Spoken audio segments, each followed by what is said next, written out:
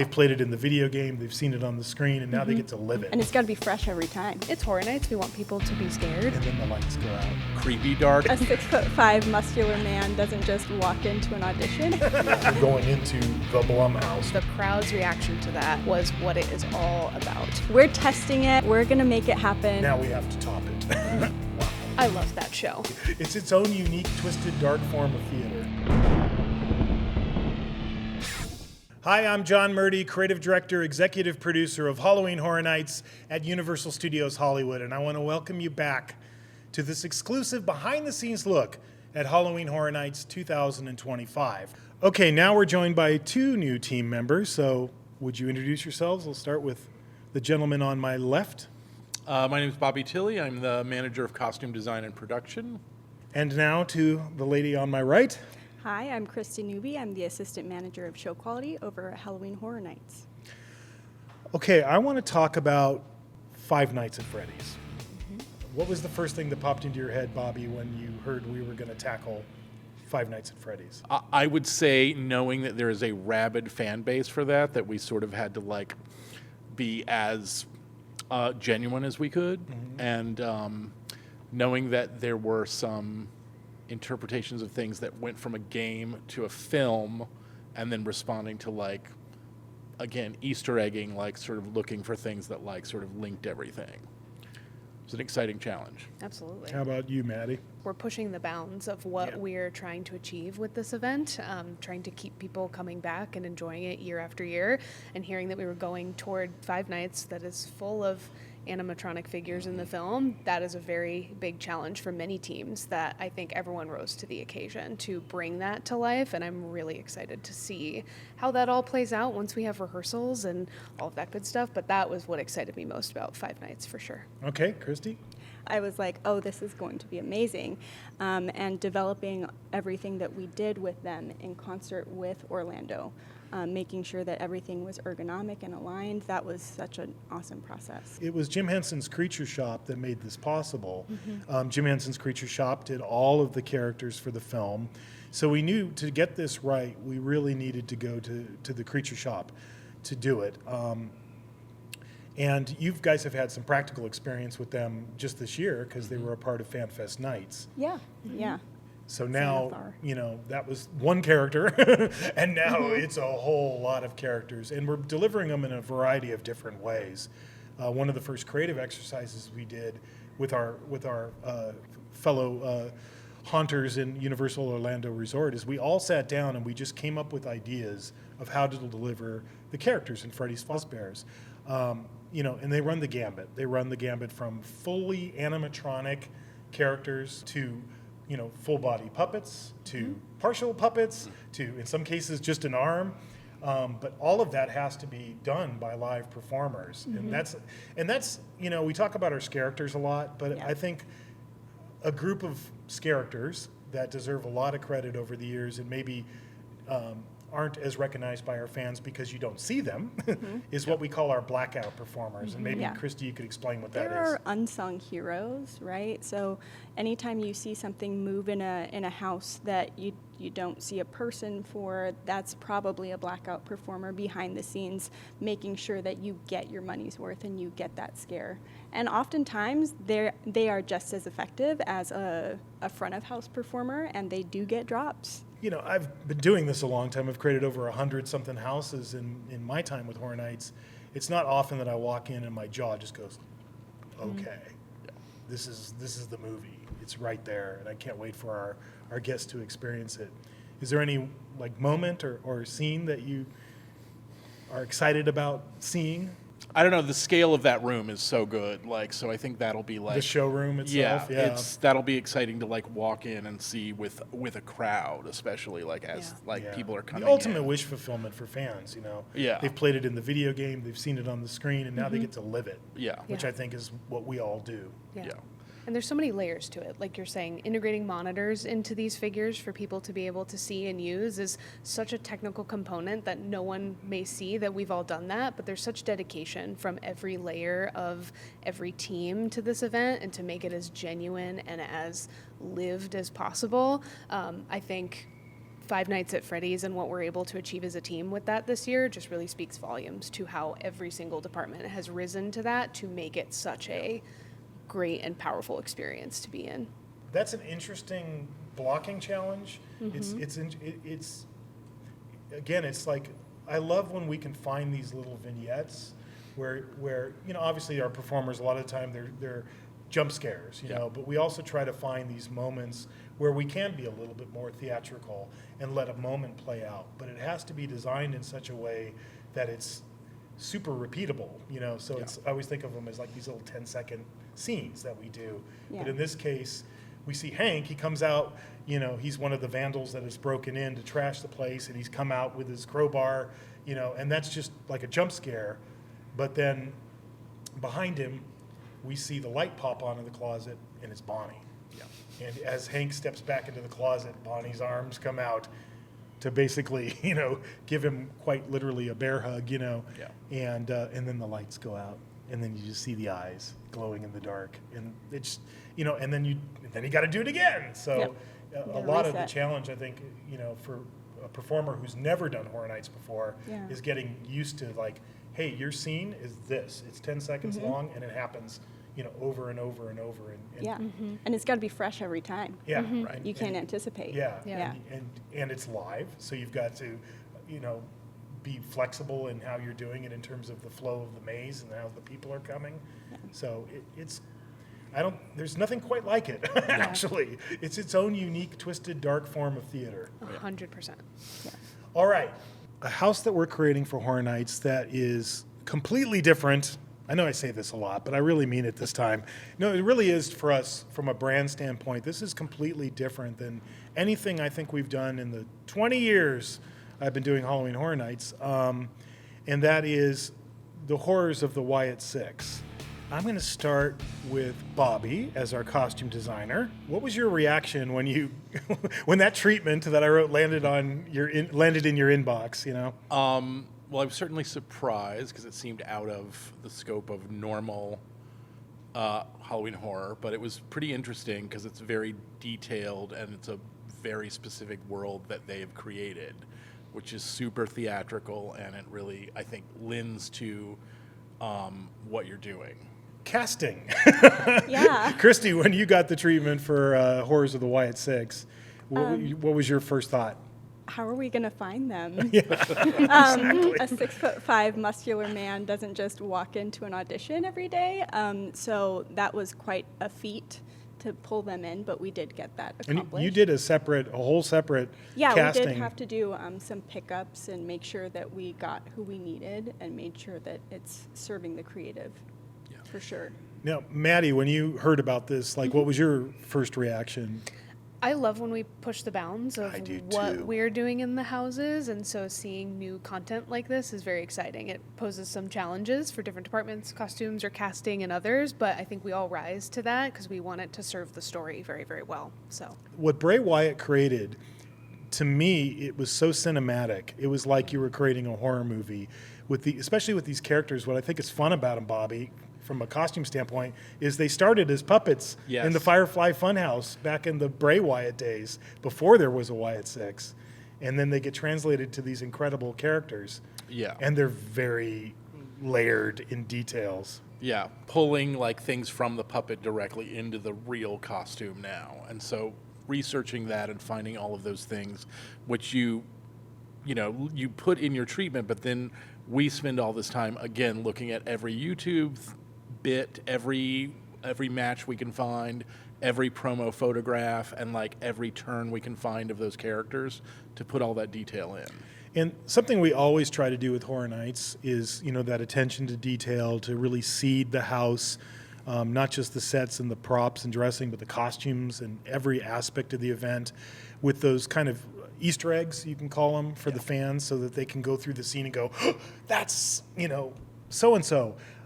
For the Wyatt Sicks, I think there's a couple of major Easter eggs that I think the fans are going to, immediately notice when they go through this house. One is the idea of Bray's lantern, and the other is the rocking chair. We're kind of being guided through the house by Bray's lantern, and you keep encountering that rocking chair, and you keep hearing these little teases about the Fiend, which of course was his, his ultimate incarnation, until you get to meet him. But I think it's a lot of characters to create too. Yeah. It's not just, sometimes you're doing a house and it's one antagonist, and you're creating kind of one character and maybe some people who are getting killed. But in this case, it's a lot of characters. And they're heavily sort of created with every detail that we could find. They are probably more elaborate than a lot of the things this year. And I think from like the performer standpoint, like I would imagine, we haven't gotten to rehearsals yet for this house, but Not I yet. can almost guarantee you there's going to be some, WWE super fans in this Yeah. cast, and you might know that already. We've gotten emails from performers that have a hunch of where they are, and they're very excited. They are very familiar with the property, and they're really excited about that physicality, to have something different. Yeah. And yeah, especially Abby the Witch, Alexis Bliss. Now, all of these characters, they live in their own different realms, and that was our creative approach to the house. Is, we know the characters from Firefly Funhouse, and we know the characters from what we've seen on WWE of the Wyatt Sicks, but where do they live? What is the shadowy realm they live in? And we created a bunch of unique environments for each character. Do you have a personal favorite of the different layers, if you will, of these characters? I think I would probably say Rambling Rabbits. Yeah. I would say that one Yeah. too. Do you have a favorite? Bobby kind of stole my thunder on that one a little bit, only Okay. because I love when stories are looked at in a new way, or we take inspiration from other places, like you're saying, with the Alice in Wonderland motif, and sort of finding a new way to twist that in and find a way to explore that in a creative way. And it's Horror Nights. We want people to be scared and have an enjoyable time while being scared. But I think the theatrical person in me always appreciates those environment creations. Okay, so that's 2 votes for Rambling Rabbit. Christy, are you going to be the... I am going to be the odd one out. Okay. I think Mercy the Buzzard. Oh, cool. That environment is really cool, and I think that's going to be a surprise for a lot of people. Yeah. All right, now let's talk about Terror Tram, Enter the Blumhouse. So we've been doing Terror Tram a long time. We've been, it was our signature attraction when we brought back Horror Nights in 2006. And that has evolved over time. And last year I felt like we made a big leap Yeah. with Terror Tram. But now we have to top it, which is always the deal with Halloween Horror Nights. So we're doing Blumhouse, but we're changing it up. And so the basic premise this time is Megan, being the AI doll that she is, she has found a way to hack the computer systems of Universal Studios Hollywood, and specifically hack the tram, our lovely new electric trams, and has taken over the tram in order to make us come face to face with our worst fears. And this is also an anniversary year for Blumhouse. It's their 15th anniversary, and we've been working with Blumhouse for many, many years on Horror Nights. They're probably the single entity we've collaborated with the most. So Megan is kind of functioning like the host, but she's got a different look now in Megan 2.0. She's taller, New spicy look. Yeah. but Glow then, Glow up. yeah, she's glowed up. Yeah, Yeah. exactly. So we're also doing Black Phone 2, which is a brand new film that's going to be coming out during the event, October 17th. So in essence, what we're all creating is like the living trailer for this movie. But we get to do all of these elements that are in the new film, and that includes the grabber, of course. And there's lots of different iterations of the grabber in this film, but the way he's changed and evolved, and you're seeing teases of that in the trailer. It's cold wherever he's Yes. been. It's Yeah. very icy. And that not only has to get translated to the makeup and mask, but the costume as well. Yeah, so it's sort of like there's, in the first film, there's like versions of him. In this one, it's like a completely new version that is rooted in that reality, but bringing those specific special effects that are translated into film live presents a bit of a challenge, but the team that is working on making those things real is doing a sort of incredible job, so you'll be able to see that translated in real life. And there was a specific thing I wanted to do, because I get the scripts, pretty early, and a lot of times when a film is coming out, we're designing the house around the script and whatever location photography we can get. But I knew there was going to be a big moment, and it's alluded to in the trailer, where the grabber's on ice skates. Christy. And I had to go to Christy and go, we'll see okay. We'll see if by the time this comes out, this has actually happened. Hopefully it does. But we do It's have gonna happen. an element. Have Yes, faith. we're testing it. We're going to make it happen.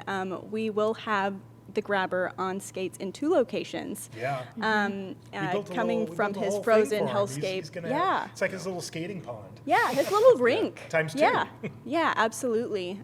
So that will be something that's coming right at the guest and very intense, coming at you. And we'll see how we can make that happen and sustainable. And then, Terror Tram is big. Yeah. It's the biggest thing we do. It's the most number of performers, and it occupies the largest footprint. I think if you look at that area, the back lot, it's at least the size of a football field, if not bigger. And the motel section, we're turning into Insidious, which I'm really excited about because we know our fans love the Insidious franchise. We featured it at the event, several times as houses in the past. This is the first time it's going to be part of Terror Tram. So there's lots of red doors. And again, there's lots of different looks that Bobby and team have to create as far as the costumes go. And it's all these different, ghosts and demon characters from Insidious. There's a few new further ghosts that will make appearances, but there are classic ones that you love, and they are pretty elaborate and scary. And of course, there's The Purge. Yes. The Purge has kind of been a big part of our event for many, many years. And we're bringing back The Purge to Terror Tram, but we're also doing some new stuff there too. And I remember when I was writing the treatment, I thought, it'd be really cool to do a total UV, glow-in-the-dark kind of version of The Purge, which is kind of us giving our own little creative twist to it. And then I wasn't real specific in the choices as far as costumes. I was like, Bobby, find some UV reactive, clothing. So I kind of turned it over to Bobby, but go ahead. Yeah, it's a little, it's our own personal Purge rave. It is. I think I called it the Purge Rave in the treatment. So it's pretty colorful, and it sort of like breaks from a lot of like the sort of like creepy dark and turns into like a different kind of like assaultive creepiness. Yeah. But It's gonna all be glow, nice. all glow in the dark, all UV, all black light, Yeah. All multicolored insanity. down to the props. Even the props Yeah. are glow in the dark. So Yeah. we thought that would be a fun twist. And then kind of the bookend of all of this is Blumhouse. If you look at their motion logo sequence, which is the title sequence before the movie starts, and the most recent one is you're going into the Blumhouse, which is the house in the logo, and you're traveling through it. And I thought, it'd be really fun. The name of it is Enter the Blumhouse. It'd be really cool at the end if we go into the Blumhouse. But then let's take it a step further. Since Megan is our host, she has conjured this environment for us with the powers of AI. And since, it's Megan, I figured she'd play interior decorator. So part of what I've been trying to track down for our props and dressing team is I need all the glam shots of Megan we can find, that they'll do photography on films but she, everywhere you look in this house is, she's got pictures of herself. And then you're going to, encounter the icons of fear that are, some of the greatest franchises that Blumhouse has created in the last 15 years. All right.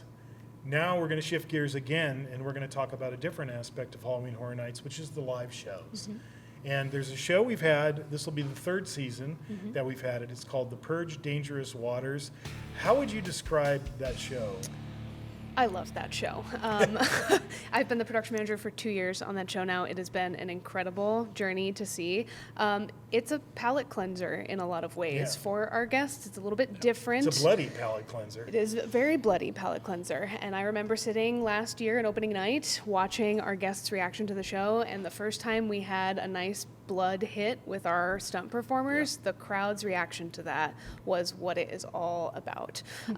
So I would say Purge is leaning into on the show some of those same neon colors for our Purgers, which kind of ties that visual in together, which Bobby was the costume designer on Purge last year as well, which was very exciting for us to work on that.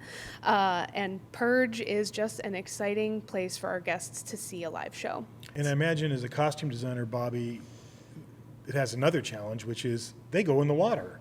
And they get fire thrown at them. And they get fire, Yeah, so it's a challenge to like make everything unique and interesting and safe for the performers, but also just visually compelling along with all of the blood. And, you know, lights helps us enormously to make sure everything is visible and also like intense in terms of color. Yeah. From the performer standpoint, we've talked about our characters, and I know when you go see Waterworld, they always kind of end it and they say, and this is so and so, and they're on this television show, or they were in this movie. But I think it's worth reiterating. The performers that are in Waterworld, these are real men and women who work in the stunt industry, Yeah. and they're out there when they're not working here. Yeah, they're professionals. They're professional stunt people. They're out doing movies and television shows. So you're getting an entirely different level of performance when you go see that show. You're getting to see men and women who are the best of the best in the industry of stunts doing what they do, but live in front of you. It's not just for the camera that you get to watch in a movie theater or on your couch at home. You're watching them do it live, on fire. Yeah. Yeah. Yeah.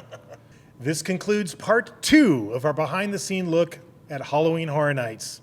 Stay tuned for the next episode.